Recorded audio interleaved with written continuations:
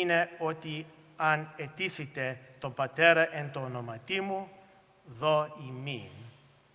Ταύτα εν τέλω με ημίν, είναι αγαπάτε αλλήλους. Good morning, good people of Calvary.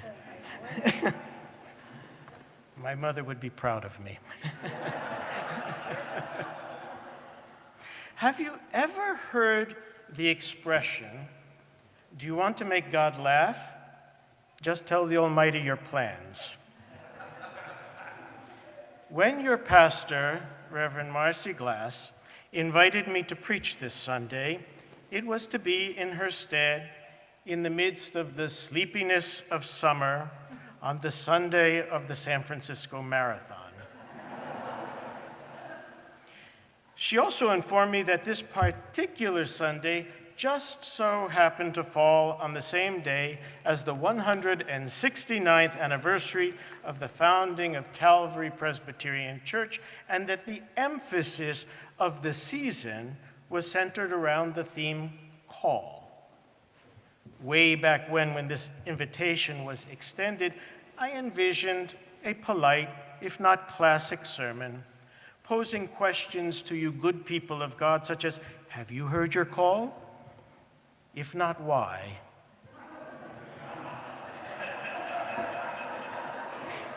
If so, how?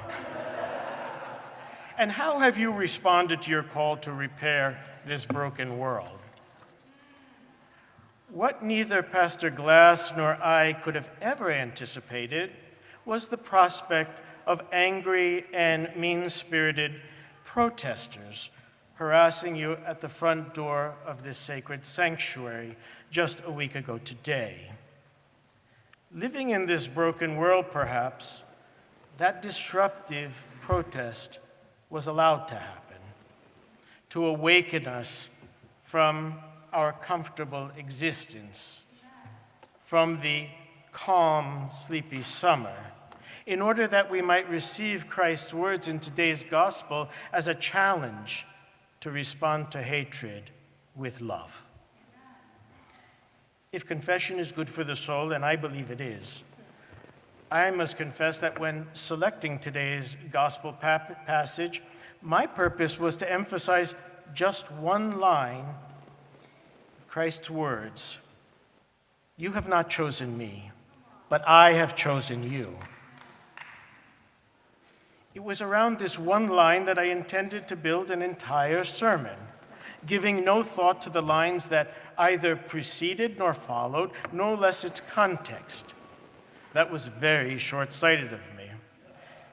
In light of last week's disruption, the passage as a whole, as well as its placement in John's Gospel, is instructive, inspiring, and offers a helpful and pastoral call to action. There are no such things as coincidences. Perhaps God has a plan. The 15th chapter of John's Gospel is often referred to as the farewell address. Here, Christ is gathered with his apostles, and he counsels them in the way of righteousness for a time when he will no longer physically be present. And what does he say? I cannot read this as beautifully as you did, Joanne, but I would invite you all to close your eyes for a moment.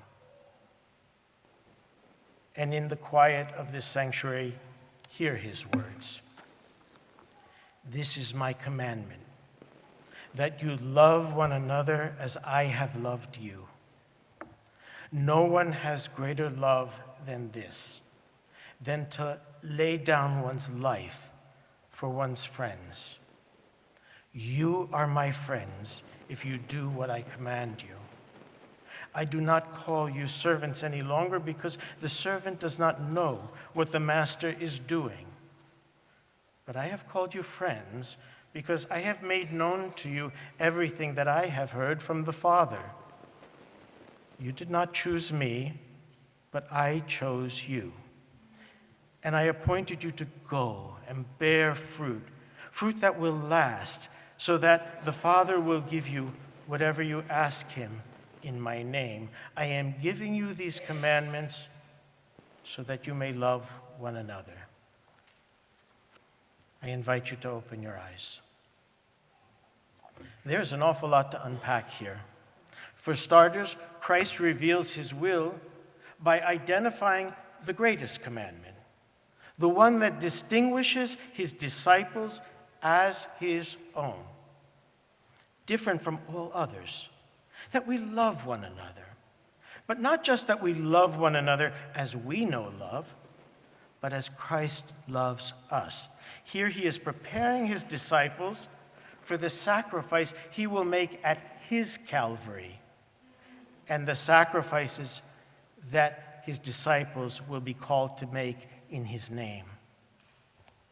What is his definition of that sacrifice? To lay down one's life for one's friends. Here he further redefines the relationship between man and God. To be so bold, he declares that love cannot be true love if there is inequality in the relationship. So what does he do? He humbles himself, elevates them, reminding them that they were created equally in the image and likeness of God. In so doing, and in so elevating them, he reminds them of their innate dignity by virtue of the fact that he chose them and not vice versa, and that they are called to be co-creators with God, the fruits of that loving relationship being a promise of a transfigured world. Sounds nice, yes? But is it so easy? For those of you met at the doors of the church last Sunday by mean-spirited protesters, harassing and trying to prevent you from entering this sacred sanctuary, I can only imagine the feelings that you must have experienced. Just reading the account in the San Francisco Chronicle filled my heart with sadness, fear, and yes, at first, anger. I learned of the incident by way of a text from our city attorney, David Chu, one who is not only charged with ensuring justice in this city, but has a personal love for Calvary Presbyterian Church, as he claims it as his and his family's worshiping community, the place he was married, his church. And he is joining us today from Vancouver, British Columbia, watching this service and sermon now. After reading that text, my instinctive response was to reach out to our civic and community partners and alert them to what I considered a violation of the sacred and indignity against all people of faith in this, the city of St. Francis. I must confess, at first learning of the harassing protest, Christ's commandment to love was the farthest thing from my heart.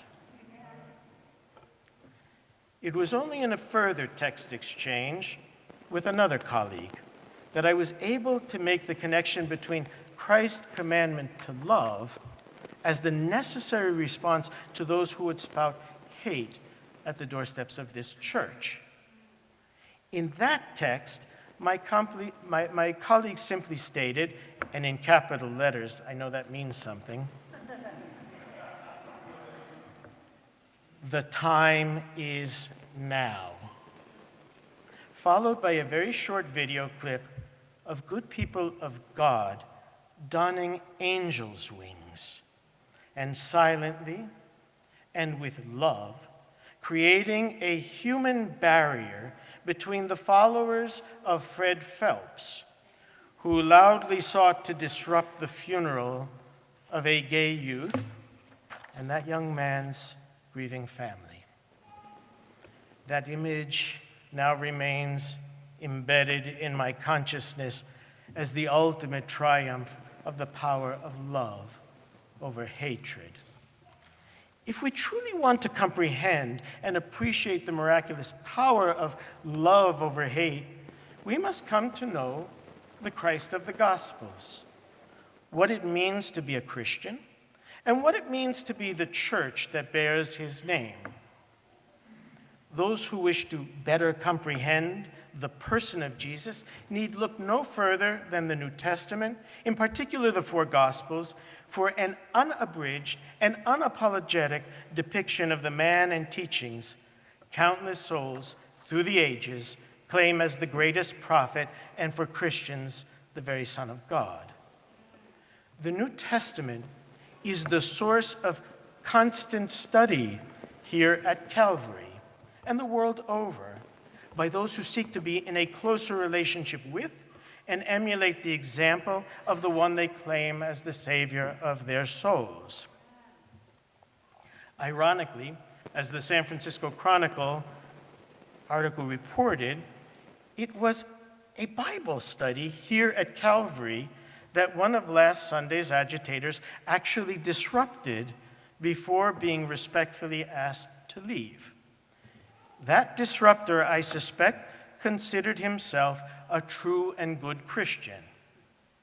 But did he really ever take time to meet and encounter the Christ of the Gospels? That Christ taught love and not hatred. That Christ rebelled against the hypocrisy of the establishment and those hypocrites of the establishment who sought to exploit, repress, and exact power over vulnerable others. That Christ reached out to the oppressed, the disenfranchised, the weak, and the despised, and claimed them as his true own. That Christ gave sacrificially, loved sacrificially, and forgave sacrificially. Among his last recorded words in the gospel being, "Father, forgive them, for they know not what they do." He offered those powerful words of forgiveness from the cross for those very ones whose hatred incited his painful crucifixion. Simply, to be a faithful and authentic, love-seeking Christian means to emulate Christ's example. Then and only then will we be able to fearlessly and courageously risk allowing love to triumph over hatred. The same holds true for the church.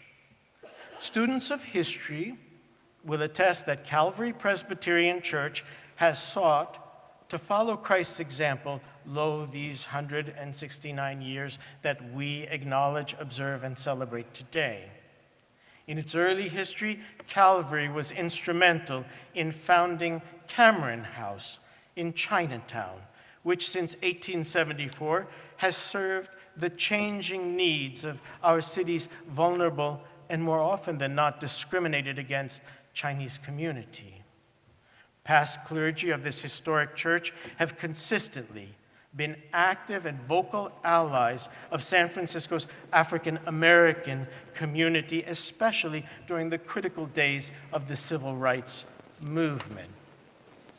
On a national level, your former pastor and past San Francisco Interfaith Council board chair, the Reverend and revered Laird Stewart's leadership was instrumental in guiding the broader Presbyterian Church to ratify policies that would result in a church more welcoming and inclusive of its LGBTQI+ faithful.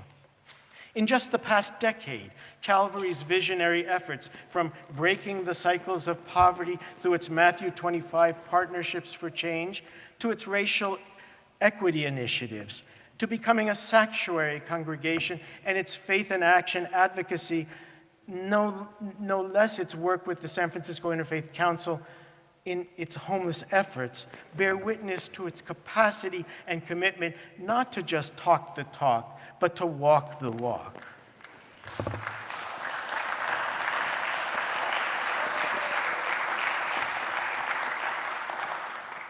Taken collectively, these touchstones give evidence to a clear, deep, long-standing, and treasured tradition at Calvary Presbyterian Church of heeding Christ's call and bearing witness to his command to take courage to stand with the oppressed and downtrodden in their times of need. In the process, the faithful of this church engaged in Christ's work have become spiritually transfigured and know how the power of love can transcend even the greatest challenges and obstacles, and yes, hate. That said, as important as it is to celebrate an institution's achievements in history, it is equally prudent to realistically acknowledge its shortcomings. For as Shakespeare so insightfully noted in his work, The Tempest, what is past is prologue. Just recently, I heard it said that one need only glance at the American Constitution to see the fingerprints of Presbyterian polity in every sentence. American governance not only benefited from Presbyterianism's ethos and polity, but also from the enthusiasm and persuasiveness of its clergy. To quote King George III, America has run off with the Presbyterian parson, alluding to the extraordinary number of prominent Presbyterian pastors who led the revolution from their pulpits. Having been born and raised in a northern New Jersey township named in honor of the legendary Presbyterian fighting parson, the Reverend James Caldwell, I fully appreciate this profound legacy all too well. Yet that legacy was not without flaws. If those esteemed clergy were alive and here today, I dare say many, if not all, would confess that the journey of American democracy from the signing of the Declaration of Independence to the ratification of the Constitution was fraught with deep and scarring division, painful compromise, and shameful inequity. A legacy they left to future generations to resolve. This dark inheritance has festered over the course of our history, and over time has given rise to and amplified ideological polarization in our land on every core debate concerning the economy, social responsibility, race, and class, and has been the catalyst for every conflict spanning our devastating and unconscionable 4-year Civil War, to segregation, to race riots, to the Ku Klux Klan and the Civil Rights Movement, and most recently, to the present intense culture wars, in which a significant sector seeks to turn back the hands of time in order to strip large swaths of the least of our brethren of the rights and freedoms that are the very aspiration of American democracy. Listen to those narratives carefully, and you will easily detect a similar cadence that rears its ugly head in every generation, sadly, in many cases, in the name of a supreme white national race which deceptively seeks to gain legitimacy by attaching itself to the honorable name of Christianity. Sadly, that dark vocal voice has creeped into every thread of our rich American fabric, even here in the perceived security of our San Francisco bubble. It was that very dark vocal voice that greeted and traumatized many of you as you innocently and unsuspectingly arrived at church last Sunday. And just what was it that they chose to protest? They chose to protest an LGBTQI+ pride event. But not just any pride event held here, rather a drag queen Bible study. Wow. I've got to pause for a moment. I never thought I'd be uttering those words from the pulpit of a Presbyterian church.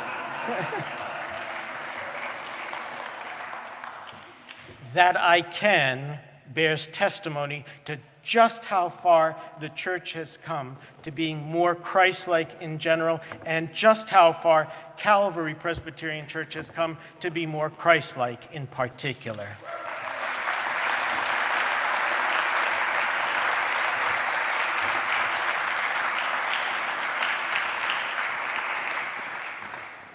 Drag Queen Bible Study. I'm sure that just hearing those words out loud might be a trigger for some of a different age and era, whose sensibilities were conditioned by a society whose manners dictated a certain discretion, if not repression. Listen, at the age of 62, I get it. Drag Queen Bible Study. I'm not only repeating it, but I'm saying it out loud so that we have yet another opportunity to digest it. Drag Queen Bible Study. Not so original, dear Victor. Yet I am told that the best compliment is to appropriate the brilliant idea of another. By the very sound of it, you could not have been more conspicuous in your appropriation. Is it not an adaptation of Drag Queen Story Hour, but for church? You are absolved. Listen, good people of Calvary, to the mission statement of the secular entity which founded this program, upon which Drag Queen Bible Study is based. Simply, to celebrate reading through the glamorous art of drag, to create diverse, accessible, and culturally inclusive family programming where kids can express their authentic selves and become bright lights of change in their communities. Did you hear anything objectionable in that mission statement? If such a creative method is both effective and engaging in teaching reading to children in the greater community, ought it not be considered a gift to introduce and convey the teachings of Christ to little ones? Christ himself was a very good psychologist. His message of salvation was so important that he was not afraid to employ any persuasive and creative rhetorical method at his disposal to convey his message. To the farmer, he spoke in metaphorical parables, comprehensible to the farmer, to the fisherman and to the vintner the same. To the children in particular, who see and experience life with wonder and amazement, he does not wish to be distant, formal, or removed. Was it not Jesus who said in Matthew 19:14, "Let the little ones come unto me, and do not hinder them, for the kingdom of heaven belongs to such as these"? Perhaps those of us of a certain age and conditioning would benefit by becoming a little more childlike, reclaiming that wonder, amazement, and acceptance. Who knows, we might just like it. I know that those of good faith in society and church are trying their hardest in this arena. As far as advancements have been made to not only accept but embrace our LGBTQI plus sisters and brothers, of which I consider myself a member, there are still those within that alphabet soup acronym that have been left behind, singled out, judged, and sadly targeted by those who cannot accept others different than themselves. Here, I am speaking of the most vulnerable, the least represented, and the greatest to be victimized, those in our transgender community, and yes, our beloved drag queens. Isn't it ironic that such are always the target of bullies? Is it any surprise that they alone were the target of last Sunday's protesters? It might baffle some, but it is precisely with these, the voiceless and the vulnerable, that Christ calls us to stand in solidarity, resolute solidarity today. For those who might not think so, I would only remind you of the powerful and prophetic words of the Lutheran pastor Martin Niemöller's stirring poem of 1946. It is as applicable today as it was during the Second World War. First, they came for the communists. And I did not speak out because I was not a communist. Then they came for the socialists. And I did not speak out because I was not a socialist. Then they came for the trade unionists. And I did not speak out because I was not a trade unionist. Then they came for the homosexuals. And I did not speak out because I was not a homosexual. Then they came for the Jews. And I did not speak out because I was not a Jew. Then they came for me, and there was no one left to speak out for me. Beloved faithful of Calvary Presbyterian Church, today I bring to you the love and support of countless communities of faith throughout our city who stand with you in solidarity at this fragile time. Allow me to commend to you this. Each time you enter the threshold of this sacred sanctuary, stop. Stop and remember last Sunday's protest. Muster all of the love in your heart and very being, and pray with sincerity for those whose misguided hardness of heart and soul express themselves with such hatred.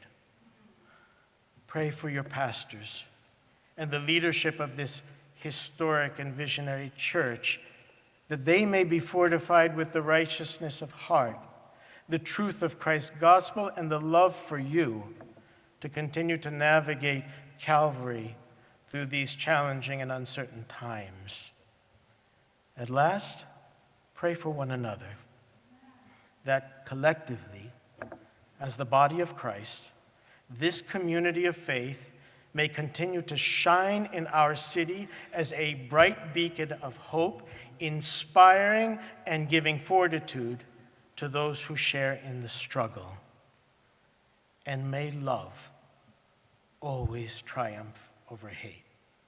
May God keep you and may God bless you.